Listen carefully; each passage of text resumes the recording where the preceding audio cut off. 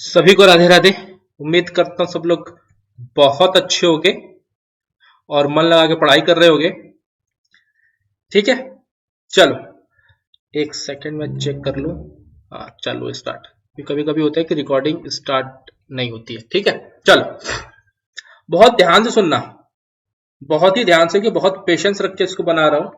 ठीक है, तो बहुत ध्यान से सुनना। लास्ट के आज 5 सितंबर है, 20 सितंबर को आपका एग्जाम है तो 15 दिन, लेकिन आपका 15 दिन तो एग्जाम ही है। ठीक है, अब चलो ध्यान से सुनना, जो समझा रहा हूं समझ लेना। ठीक है, आगे मानना न मानना वो आपकी इच्छा है, आप उसके लिए स्वतंत्र है, इंडिपेंडेंट है, डेमोक्रेसी है भाई।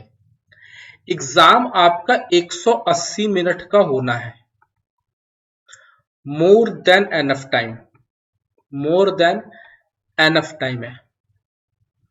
ठीक है, 180 मिनट का एग्जाम होना है, 180 मिनट टोटल है, 200 मार्क्स का टोटल पेपर है, 200 नंबर का।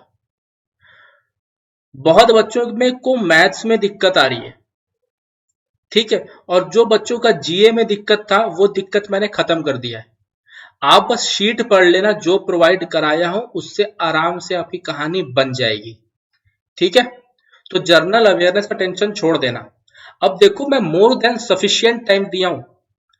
बहुत से बच्चों में मैथ्स में क्या दिक्कत आ रही है कि सर क्वेश्चन सॉल्व हो जा रहा है, स्पीड उतनी तेजी से नहीं हो पा रही है। ठीक है, अब समझो, आपको मैं 70 मिनट दिया हूं। 70 मिनट कितने क्वेश्चन के लिए? 50 क्वेश्चंस के लिए 70 मिनट। ये मोर का भी मोर देन एनफ है। रीजनिंग में 45 मिनट दिया हूं 50 क्वेश्चंस के लिए। इंग्लिश में 40 मिनट दिया हूं 50 क्वेश्चन के लिए, 40 मिनट्स। सोच रहे हो? और जर्नल अवेयरनेस में 25 मिनट। जर्नल अवेयरनेस तो मतलब भाई साहब, जो आता है वो आता है और जो नहीं आता है वो नहीं आता है। तो इसमें 25 मिनट का मैं 50 मिनट देने का कोई तुक नहीं बनता है ना? तो सिंपल सी बात है, अगर आएगा तो आएगा, नहीं आएगा तो नहीं आएगा। 25 मिनट में आपको कितने क्वेश्चन अटेम्प्ट करने हैं? 50। मतलब कुछ छोड़ना भी है, मैं बता रहा हूं कि आपको 25 मिनट में 50 क्वेश्चन पूरे करने हैं। कुछ इसमें से लीव करोगे, कुछ छोड़ोगे। टारगेट भैया आपका 40 प्लस का होना चाहिए। कुछ लोग अभी ज्ञान देने आ जाएंगे, इतना नहीं आ सकता 40 प्लस में, क्योंकि 40 प्लस लाना इतना आसान नहीं है। तो भाई साहब पिछले साल का कट ऑफ देख लेना, अगर 40 प्लस लाना आसान नहीं है तो आपका सिलेक्शन भी होना आसान नहीं है। ठीक है, वो उसमें भी मुश्किल है। तो आपका जर्नल अवेयरनेस में 40 प्लस लाना होगा एनी हाउ आपको, तब जाके आपका कट ऑफ क्लियर होगा। ठीक है, नहीं तो लास्ट ईयर कट ऑफ देख लेना। लास्ट ईयर वैकेंसी भी इस बार से ज्यादा थी, तो भी कट ऑफ 160 के अप्रॉक्स गई थी सीनियर असिस्टेंट की, 160 165 समथिंग गई थी। ठीक है, तो आप लोग खुद देख लो, सबके सामने सत्य रखा हुआ है, तो मानना न मानना वो आपके ऊपर है। इंग्लिश को मैं 40 मिनट दिया हूं, 40 प्लस क्वेश्चन आपको एनी हाउ लाना पड़ेगा। रीजनिंग में आप इतनी प्रैक्टिस कर लो कि आप 47 प्लस क्वेश्चन, एक समझ लो कि रीजनिंग बहुत इजी आती है, अपने दिमाग में बैठा लो, रीजनिंग बहुत इजी आती है। तो 40 प्लस के आप 50 आउट ऑफ 50 भी कर सकते हो, अगर आपने मन से तैयारी की हुई है अकॉर्डिंग टू ऑफिशियल सिलेबस, जो कि मैंने प्रोवाइड किया हुआ है आपको। ऑफिशियल सिलेबस मैंने दिया हुआ है। ठीक है, और मैथ में आपको 70 मिनट देना है 45 प्लस लाने के लिए। ठीक है, इतना आपको लाना पड़ेगा दोस्त, तभी कुछ कहानी आगे बन सकती है, तभी आप 170 प्लस नंबर आप ला सकते हो, तब आप भाई साहब रेस में रहोगे, है ना? चलो आगे बढ़ते हैं। ये रहा आपका ऑफिशियल सिलेबस, ये रहा है आपका ऑफिशियल सिलेबस। ठीक है, जो कि हालांकि के ऑलरेडी मैं प्रोवाइड करा चुका हूं, ये भी आपके सामने, ये है आपका ऑफिशियल सिलेबस। ठीक है, अब एक चीज समझो मेरी बात, आपका पेपर आना कैसे है? सिंप्लीफिकेशन के सबसे ज्यादा क्वेश्चन आप में से आएंगे, लगभग 8 से 10 क्वेश्चन। एक चीज समझ लो कि लास्ट टाइम आपके एग्जाम में कैलकुलेटर भी मिला था, मतलब इन हैंड वाला नहीं, वो सिस्टम पे आपके रहेगा। इस टाइम पता नहीं, वो आपके वहीं पे पता चलेगा कि कैलकुलेटर है अवेलेबल है कि नहीं है। ऊपर बना रहता है यहाँ पे स्क्रीन पे, जब क्वेश्चन सॉल्व करोगे मैथ्स का तो यहाँ पे बना रहेगा कैलकुलेटर। ठीक है, तो आपका जो भी कैलकुलेशन वाला पार्ट है वो कैलकुलेटर से एकदम इजी हो जाएगा। समझ रहे हो? तो सिंप्लीफिकेशन कोशिश करना कि अगर 10 क्वेश्चन है तो 10 आउट ऑफ 10 आए यार। अगर 12 क्वेश्चन है तो 12 आउट ऑफ 12। भाई साहब कैलकुलेटर मिल चुका है आपको, अब क्या चाहिए? अब भी गलत करोगे? बोलो। अब तो कैलकुलेटर के बाद तो मैथ्स के क्वेश्चन गलत होने ही नहीं चाहिए। और उसके बाद सबसे ज्यादा क्वेश्चन आपको देखने को मिलेंगे परसेंटेज के, प्रॉफिट लॉस के। एक सेकंड समझ लो कि जितने भी क्वेश्चन मैं मॉक्स में दे रहा हूं वो क्वेश्चन प्रैक्टिस कर लेना, आपके काम हो जाएंगे। और उसके बाद चाहो तो आप एसएससी के सीजीएल और सीएचएसएल के पेपर लगा लेना। ठीक है, आपके काम बिल्कुल मैथ्स के उससे हो जाएंगे, लेवल आपको उस पर नहीं जाने वाला।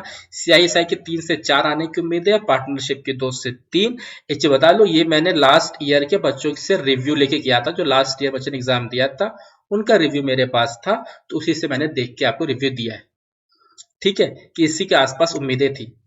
सीआईएसआई 3 से 4, पार्टनरशिप 2 से 3, टाइम एंड वर्क 3 से 4, टाइम एंड डिस्टेंस 3 से 4, रेशियो 2 से 3, मिश्र एलिगेशन 4 से 5 थे या 3 से 4, लगभग 3 से 4 थे, इसी के अप्रोक्स थे ये भी 3 4 से 5 या 3 से 4 थे। और एवरेज 4 से 5 थे। बेसिक अलजेब्रिक इक्वेशन समझ लो कि ये बेसिकली एक सिंप्लीफिकेशन में ही आ जाता। एक अलजेब्रा क्वेश्चन क्या था, वो सिंप्लीफिकेशन में ही आ जाता है ये वाला पार्ट।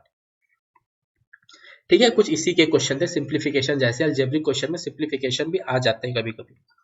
ठीक है, तो यही आपको कुछ, अब कोई लोग इसमें गिनने लगेंगे आपका 50 के ऊपर जा रहा है, आपका सिर्फ 45 आ रहा है। यार एग्जैक्ट फिगर ये नहीं है। एग्जैक्ट फिगर मतलब मैंने 3 से 4, 4 से 5 लिखा हुआ है, तो ये कभी कभी 3 भी हो सकता है, कभी कभी 6 भी हो सकता है ना। एक होता है अप्रोक्स लगाने वाला कि आएगा तो इसी के आसपास। अब सिंप्लीफिकेशन 8 से 10 लिखा है तो सिंप्लीफिकेशन ये 11 से 12 भी हो सकता है, लेकिन ऑब्वियस सी बात है ये 10 से 20 नहीं होगा। समझे? ये 10 से 20 नहीं होगा, इसी के आसपास +2 +3 कर लो या -2 -3 कर लो, इसी के लमसम रहेगा। हाँ, ये चीज समझ लो कि सिंप्लीफिकेशन के सबसे ज्यादा क्वेश्चन होंगे। हो सकता है कि इसके 15 क्वेश्चन भी मिल जाए, और मिल जाए, मैं तो चाहता ही हूं आप लोगों को 15 क्वेश्चन मिल जाए, क्योंकि 15 क्वेश्चन आप लोगों को फ्री के मिल जाएंगे अगर आपके पास कैलकुलेटर मिल जाएगा तो। समझ गया मेरी बात? एकदम इजी हो जाएगा। सिंप्लीफिकेशन क्लासेस में ले ही रहा हूं, तरीके वहां से देखते रहो कि कैसे परसेंटेज को कैसे फ्रैक्शन में चेंज करते हैं, कैसे डिजिटल सम लगाते हैं, कैसे डिजिट देखते हैं, लास्ट डिजिट जो भी है सब कुछ मैं आपको समझा ही रहा हूं। ठीक है, तो वहां से कर सकते हो सिंप्लीफिकेशन। बाकी इस तरीके से चलो, आपकी कहानी बहुत इजी हो जाएगी। प्रैक्टिस के लिए आप एसएससी के प्रीवियस ईयर उठा लो, वो भी कब से, 2015 से 2019 तक के। ठीक है, और प्रीलिम्स यही देखना है, मेंस की में मत चले जाना, प्रीलिम्स में अपने सिलेबस के अकॉर्डिंग बस प्रैक्टिस के लिए। अब ये लास्ट 14 डेज आपको प्रैक्टिस करना है बस, चाहे जहां से करो सिर्फ प्रैक्टिस होना चाहिए लास्ट के 14 दिन। समझिए मेरी बात? और जैसे जैसे क्वेश्चन मैं प्रोवाइड कर रहा हूं मार्क्स में, वैसे वैसे क्वेश्चन प्रैक्टिस करते जाना, उसी से मिलते जुलते ही आपके क्वेश्चन एग्जाम में आएंगे, आप देख लीजिएगा। इंग्लिश समझ लो, इंग्लिश में थोड़ा सा आपको मेहनत करनी होगी, क्योंकि इंग्लिश कुछ इज, देखो बाकी सेक्शन जैसे कॉम्प्रिहेंशन, क्लोज टेस्ट, ये सब बहुत इजी आता है। सिनोनिम्स एंटोनिम्स भी इजी आते हैं, और सबसे बड़ी बात थी वो एसएससी के प्रीवियस ईयर क्वेश्चन ही होते हैं, इसलिए 2015 से 20 तक और जो मैंने शीट दिया वो पढ़ लेना। आपका सिनोनिम एंटोनिम्स एक भी क्वेश्चन इससे बाहर नहीं जाने वाला, एक भी क्वेश्चन। ठीक है, उसी तरह इडियम फ्रेजेस भी 2015 से 2020, और जो मेरी शीट और जो मैं मॉक्स में दिया हूं वो। ठीक है, और वन वर्ड का भी इतना पोर्शन सिर्फ कर लो, सबसे ज्यादा वेटेज इसी का ही आपको मिलेगा। ठीक है, और वेटेज की कॉम्प्रिहेंशन और क्लोज टेस्ट का भी अच्छा खासा है। और मोस्ट इंपॉर्टेंट टॉपिक है वॉइसेस और नरेशन, ये बहुत इजी आते हैं। इसमें कुछ पार्ट्स थोड़े से आपको 2-3 क्वेश्चन हार्ड मिल सकते हैं, ठीक है, तो इसका प्रैक्टिस अच्छे से कर लेना। इसमें आपको फुल आउट ऑफ फुल आना चाहिए, क्योंकि सबसे इजी होता है नरेशन एंड वॉइसेस। सबसे इजी, सिर्फ टेंस देखना होता है आपको, सिर्फ टेंस देखना होता है इसमें। अगर आप इस चीज को समझ गए तो आपकी पूरी कहानी क्लियर हो जाएगी। और इसमें से अगर नंबर कट रहा है तो समझ लो कि फिर बहुत दिक्कत की बात है। तो वॉइसेस और नरेशन की प्रैक्टिस अभी से एकदम धुआं उड़ा दो, ठीक है। सिनोनिम्स एंटोनिम्स सिर्फ प्रीवियस ईयर पढ़ो, उसकी प्रैक्टिस करो। याद, देखो कोई भी क्वेश्चन कभी याद नहीं होगा। मैं क्या कह रहा हूं कि उस चीज को 4 से 5 बार, 3 से 4 बार पढ़ लो, चीजें अपने आप क्लियर है। उसको मॉक्स लगा डालो, प्रैक्टिस कर डालो, चीजें अपने आप क्लियर है, ठीक है। क्लोज टेस्ट की कॉम्प्रिहेंशन की प्रैक्टिस करो। इसमें रीडिंग प्रैक्टिस होनी चाहिए। रीडिंग ऑब्वियस सी बात है, कॉम्प्रिहेंशन सीधी सीधी नहीं आएगी, लेकिन जब आप रीडिंग प्रैक्टिस करोगे तो आप और क्वेश्चंस देखोगे तो पता चलेगा, ठीक है। इसी तरह क्लोज टेस्ट में मैक्सिमम कंजंक्शन का यूज होता है, प्रीपोजिशन का यूज होता है, ठीक है, एडजेक्टिव होता है, तो ये सब का यूज ज्यादा होता है क्लोज टेस्ट में। तो इसकी प्रैक्टिस कर लो, ठीक है। सिनोनिम्स एंटोनिम्स, हाँ इसमें भी एक चीज आएगा, फिल इन द ब्लैंक्स भी आते हैं, है ना, फिल इन द ब्लैंक्स वाले भी आते हैं, जिसमें भरना होता है, फिलअप करना होता है। एक अंडरलाइन वाले भी आते हैं, हालांकि वो सब इंडियन फ्रेजेस में आ जाते हैं, ठीक है। तो आपका और एरर वाला पार्ट्स एसएससी के ही पैटर्न पे रहेगा। प्रीवियस ईयर प्रैक्टिस कर लेना, और मैं या तो मेरे मॉक लगा लेना, क्वेश्चन सारे मिल जाएंगे। बेसिकली सबसे ज्यादा एरर पूछा जाता है प्रीपोजिशन से, एडवर्ब से, एडजेक्टिव से, टेंसेस से। कुछ हो सकता है एक दो टॉपिक और हो जहां तक मैंने देखा है, हाँ। और एक टॉपिक और जो है, कुछ कभी कभी क्वेश्चन टैग से भी क्वेश्चन आपको मिल जाते हैं। मैं यहां लिख दे रहा हूं, क्वेश्चन टैग से भी क्वेश्चन आ सकते हैं। तो बहुत इजी टॉपिक है, बहुत इजी टॉपिक है क्वेश्चन टैग। तो इसके भी कुछ क्वेश्चंस देख लेना, ये बहुत इजी टॉपिक है। इतना कर लो, एक समझ लो कि इंग्लिश बहुत ही इजी आती है, इंग्लिश बहुत ही इजी आती है, ठीक है। आपके आराम से 40 प्लस होंगे, लेकिन ये आराम से 40 प्लस तब होंगे मेरे दोस्त, मैं थोड़ा सा इसको इरेज कर रहा हूं, ये तभी होंगे जब voices, narration, synonyms antonyms, idiom phrases, one word, इसमें आप full out of full number ले आओगे। ये तभी हो पाएगा आपके 40 प्लस। और कंप्रिहेंशन आसान आता है, कंप्रिहेंशन में भी कर लोगे full out of full.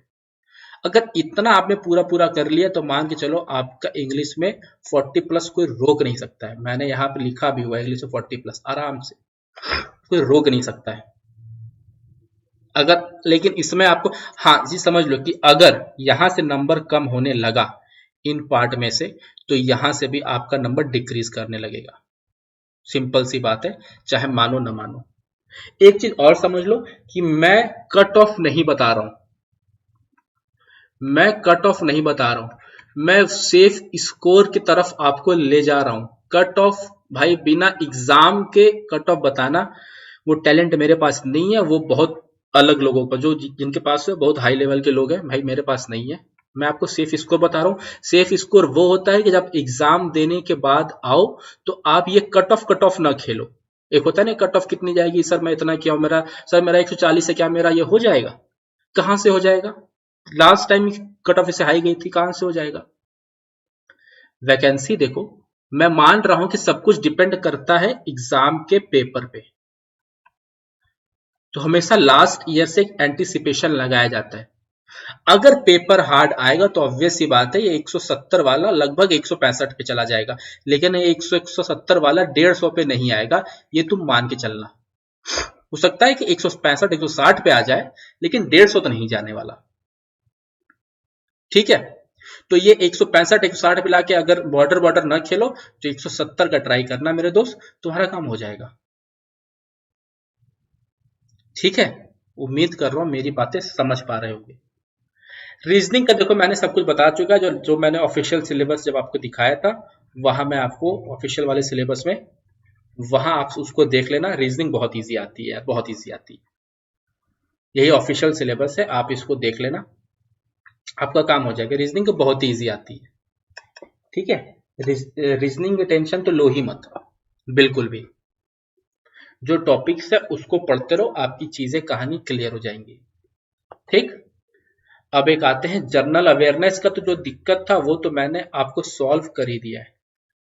General awareness का पूरा पूरा चीज वो मैंने आपका सॉल्व कर दिया है। जो कंटेंट दिया हूं वो पढ़ लेना, आपका पूरा काम हो जाएगा। और चाहो तो नहीं तो क्या मैं बताने जा रहा था, करंट अफेयर भाई साहब अगस्त टू जैन करना है आपको। स्टैटिक जीके सारा कवर करना है। स्टैटिक जीके मेन पार्ट है इसका, और देन जीके के भी कुछ क्वेश्चन मिलेंगे। जीके में आपकी हिस्ट्री पॉलिटी, हिस्ट्री के क्वेश्चन आएंगे, पॉलिटी और इको के थोड़े से लेटेस्ट टाइप के क्वेश्चन आते हैं जो बैंकिंग पे होते हैं कुछ। ठीक है, repo rate and bank rate something like इस दिस पे जो होते हैं उस पे। स्टैटिक जीके में आपका सब कुछ आ जाएगा। ठीक है, वो मतलब इंडेक्स नंबर आ जाते हैं इसमें, इंडेक्स नंबर। ठीक है, और मतलब जो जितने मैंने स्टैटिक में तो भाई मैंने इतने दिए क्या बताया जाए, हाँ लगभग 150-200 के आसपास तो स्टैटिक पे पीडीएफ मैंने दिए हुए हैं। ठीक है, तो स्टैटिक पीडीएफ उसी से कंप्लीट कर लो, तुम्हारा काम हो जाएगा। और ऑब्वियस सी बात है, याद नहीं होगा, सिर्फ रिवाइज करते जाओ, रिवाइज करते जाओ। 2 बार 3 बार 4 बार पढ़ डालो, 5 बार पढ़ डालो, बस जितना पढ़ सकते हो पढ़ डालो, तुम्हारा काम हो जाने वाला है। याद रखना, करंट अफेयर और स्टैटिक यही पूरा मेन पोर्शन है। जीके में, हिस्ट्री में मिडिवल और मॉडर्न ज्यादा इंपॉर्टेंट है। और लास्ट ईयर शायद एक क्वेश्चन, एक बार आप पेपर देख लेना, मैंने पेपर का भी वीडियो बनाया हुआ जो लास्ट ईयर आया था जीए का, क्योंकि बच्चों ने क्वेश्चन दिया था तो वो ऑफिशियल क्वेश्चन है, उसका वीडियो मैंने बता दिया है। और रीजनिंग का भी मैंने बताया हुआ है। रीजनिंग का जो लास्ट ईयर हुआ था तो वो लास्ट ईयर का ही वीडियो था, वो मैं आपको शेयर, आप यूट्यूब पे देख लेना, प्लेलिस्ट में होगा। ठीक है, वहां से भी आप देख सकते हो रीजनिंग के मैथ्स के सारे क्वेश्चन, जिस टाइप के क्वेश्चन आए थे आपको वहां से आपको आइडिया लग जाएगा। ठीक है, तो यही चीज है, इसको फोकस करो। स्टैटिक जितना देना उतना पढ़ लो, तुम्हारा काम हो जाएगा आराम से। रीजनिंग बहुत इजी है, नंबर सी से प्रैक्टिस कर लेना, ये वाला पोर्शन है। ठीक है, नंबर सीरीज, इस पे आपको अच्छे क्वेश्चन देखने को मिलेंगे, लेकिन इजी ही रहेंगे। बाकी मैंने आपको बता दिया कहां से प्रैक्टिस करना है। इतना कर लो, अगर इतना मन से कर लिया और 170 प्लस नहीं आया तो मुझे बताना।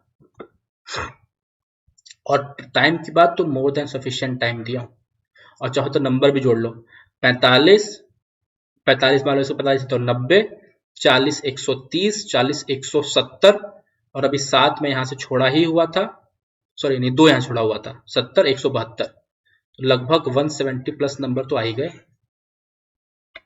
बोलो, और जहां आपने जर्नल अवेयरनेस 40 से 45 तक ले आए, जो कि थोड़ा सा मुश्किल है, लेकिन अगर ये ले आए या अगर ये नहीं ला पा रहे हो तो इंग्लिश को 40 से 45 तक ले आए, तो भाई तब तो तुम्हारा सिलेक्शन डन वाला है। हालांकि इस पर स्किल टेस्ट भी है, ठीक है, स्किल टेस्ट भी है, उसके लिए भी है, लेकिन अगर यहां तक ले आए कहानी तब तो भाई रॉक ऑन कर जाओगे एकदम, जो कि थोड़ा सा मुश्किल टास्क है, मैं ये मान रहा हूं, मुश्किल टास्क है, नो डाउट ये मुश्किल टास्क है। ठीक है, लेकिन तुम भी शेर हो, शेर और शेर नहीं हो। ठीक है, तो हार नहीं मानना, डिमोरलाइज नहीं होना, खुद को कमजोर नहीं समझना है बस। तो यही चीज का उम्मीद करता हूं कुछ चीजें मैंने आपकी क्लियर की होंगी। बाकी मिलते हैं अगले वीडियो में, तब तक के लिए जय हिंद।